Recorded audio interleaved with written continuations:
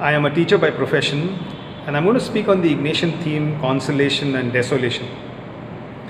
When Ignatius was recouping after surgery, he had a lot of time to stay in silence. And during that time, his mind used to wander between two types of lifestyles. One back in the castle as a soldier with all the worldly pleasures and all the glory. And that gave him a lot of excitement.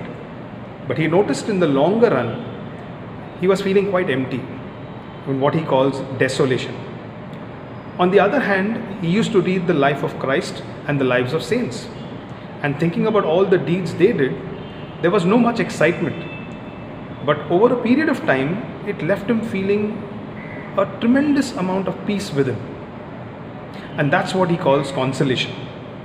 And that is what he proposes to us. In my profession as a teacher, it comes in handy when students have to make a choice of career between finance, IT, going abroad or staying back in the country, or between shifting between two jobs. Tough choices. And he suggests that we put ourselves in one situation and ask ourselves the question, why am I choosing this career? Is it only for fame, for status, only money, or am I seeking a deeper sense of satisfaction, deeper fulfillment? If I find after a period of time that there is emptiness, then that choice would be one of desolation. It doesn't leave you feeling good. Maybe initial excitement, going abroad or whatever, earning a big amount of money, but deep within there is no joy. On the other hand, there are difficulties, there are challenges, but at the end, there is a peaceful feeling, which he calls consolation. This is not a quick fix. You cannot decide this overnight. You have to observe yourself, your feelings over a period of time. What is it in the long run which will give me more peace and satisfaction? And that would be the right choice.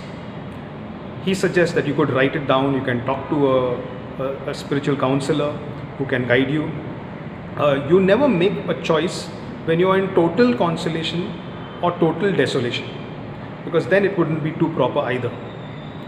In his principles and foundation, he mentions that all things are created good, but I will choose that which helps me to find the purpose for which I was created.